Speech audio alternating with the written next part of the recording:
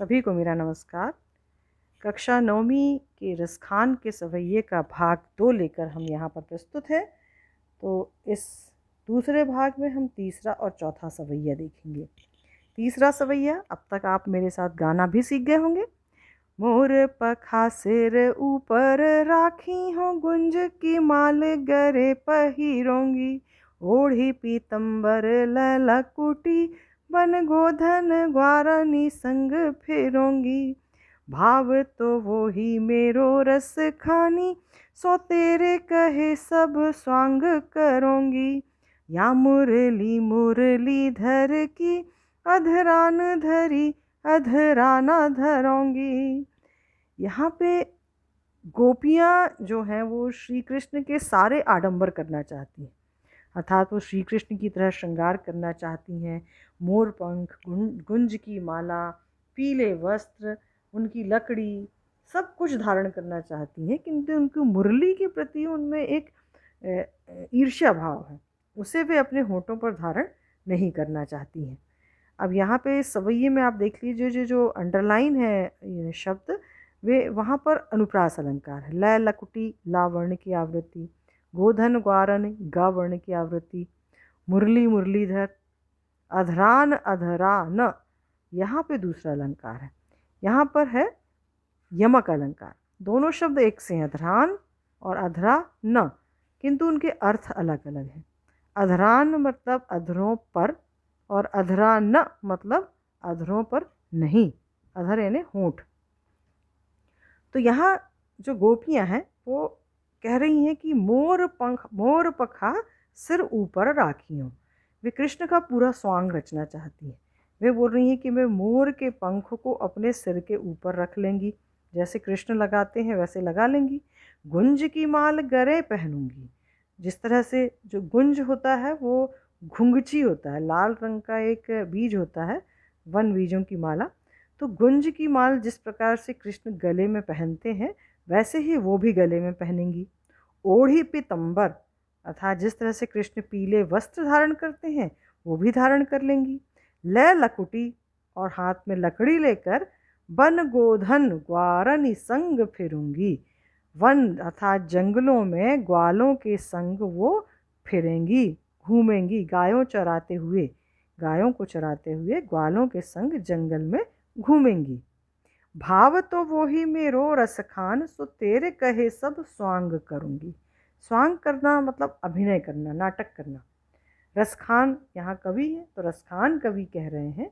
रसखान कवि के अनुसार एक जो गोपी है वो दूसरी गोपी से कह रही है कि भाव तो वो ही मेरो रसखान, सो तेरे कहे सब स्वांग करूंगी, कि तू जो भी कहेगी वो सारे अभिनय में करूंगी, और जो कुछ कृष्ण को अच्छा लगता है, भाव तो अर्थात जो कुछ उन्हें अच्छा लगता है वो सारे स्वांग में करूंगी।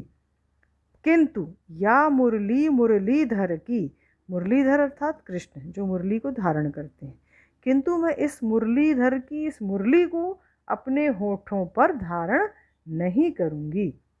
अब यहाँ पे कारण क्या है? जो कृष्ण की मुरली है वो हमेशा उनके अधरों पर रहती है, उनके हमेशा समीप रहती है। तो यहाँ गोपियों को उनसे ईर्ष्या है। उन्हें लग रहा है कि इस मुरली को इतना अच्छा अवसर मिलता है कि हमेशा कृष्ण के नज़दीक रहती है, उनके होठों पर से लगी रहती है। तो इसीलिए यहाँ ईर्ष्या का भाव है जो गोपियों के बात में प्रकट हो रहा है। पुनः एक बार समझिए, जो गोपी है वो कृष्ण के सभी स्वांग करना चाहती है, किंतु उनकी मुरली के प्रति उसमें ईर्ष्या भाव है।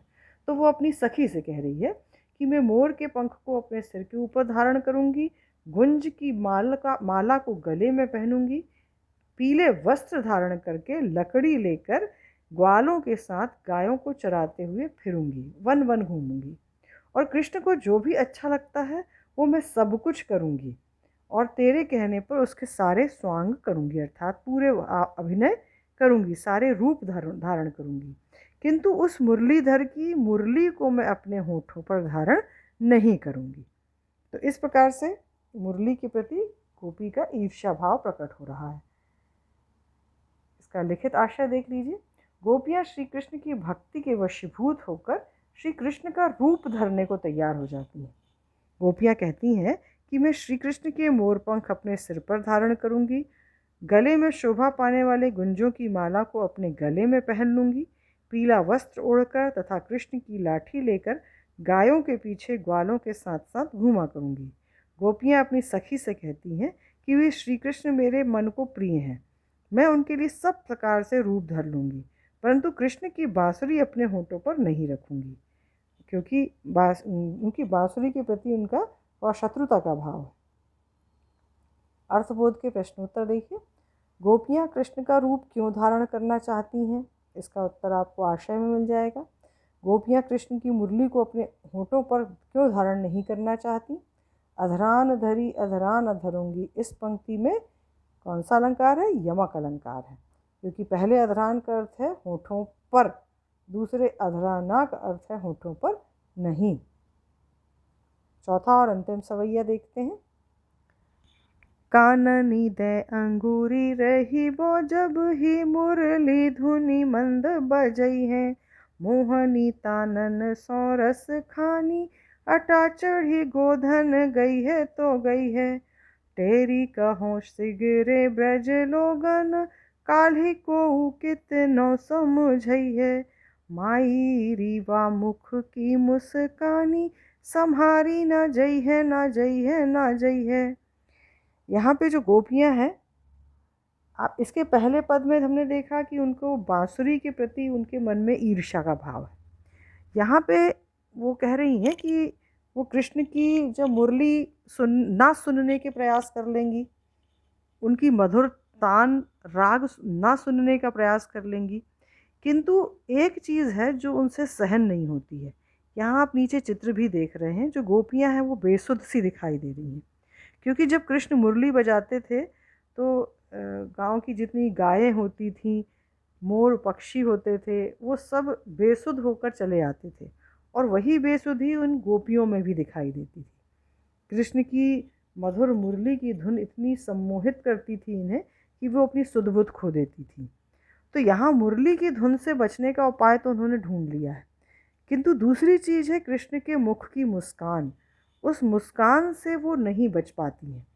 तो यहाँ वो यही बता रही हैं कि कृष्ण की मुस्कान उनसे संभाली नहीं जाती है। तो पहली पंक्ति देखिए, और यहाँ पर जितने भी अंडरलाइन हैं वहाँ पर जो अनुप्रास अलंकार है, गोधन गई है तो गई है, गा वर्ण की आवृत्ति, क वर्ण की आवृत्ति, माँ वर्ण की आवृत्ति, ना जई है ना जई है ना जई है, यहाँ पुनरुक्ति प्रकाश अलंकार। तो पहली पंक्ति में वे बोल रही हैं, काननी दे अंगूरी रही वो, जब ही मुरली धुनी मंद बजई है। मंद अर्थात धीमी धीमी।